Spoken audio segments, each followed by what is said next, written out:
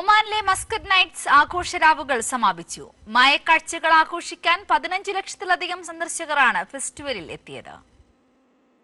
ഒമാനിന്റെ തലസ്ഥാന നഗരിയെ ഒരു മാസം ആഘോഷത്തിലാക്കിയ മസ്കറ്റ് നൈറ്റ്സ് സമാപിച്ചു. ഫെസ്റ്റിവലിൽ അവസാന 2 ദിനങ്ങളിൽ ഒട്ടേറെ വിസ്മയങ്ങളാണ് സംഘാടകർ സന്ദർശകർക്കായി ഒരുക്കിയിരിക്കുന്നത്. കുടുംബങ്ങളെയും ബാച്ചിലർമാരെയും ഒരുപോലെ ആകർഷിക്കുന്ന ആഘോഷ നഗരികളിൽ ജനങ്ങൾ നിറഞ്ഞു കവിഞ്ഞു. ജനുവരി 1 മുതൽ 8 വേദികളിലായി അരങ്ങേറിയ ഫെസ്റ്റിവലിൽ എത്തിയ സന്ദർശകരുടെ എണ്ണം 15 ലക്ഷത്തിലധികമാണ്. ഖുറം പാർക്കിൽ ഒരുക്കിയ വ്യത്യസ്ത വിനോദ പരിപാടികളായിരുന്നു ഫെസ്റ്റിവലിന്റെ പ്രധാന ആകർഷണം. ആമിറാത്ത് പാർക്കിലും നസീം ഗാർഡനിലും കൂടുതൽ സന്ദർശകരെത്തി. Oman automobile association ground, Oman convention and exhibition centre, Sur Al Hadeed എന്നിവിടങ്ങളിലും വ്യത്യസ്ത അനുബന്ധ പരിപാടികൾ അരങ്ങേറി.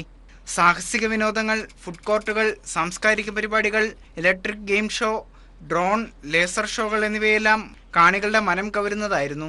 ഈ വർഷത്തെ പരിപാടികളിലെ ഏറ്റവും വലിയ ആകർഷണങ്ങളിൽ ചിലതായിരുന്നു ഖുറം പാർക്കിലെ ഗ്ലോബൽ വില്ലേജും ആമിറാത്ത് പാർക്കിലെ ഹെറിറ്റേജ് വില്ലേജ് എന്ന പ്രത്യേക പരമ്പരാഗത ഗ്രാമവുമെല്ലാം.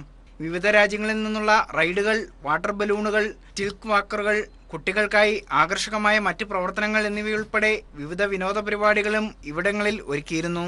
സമാപന ദിവസത്തിൽ വ്യത്യസ്തമായ ലേസർ ഷോകളും അരങ്ങേറി. Kairali news, Oman.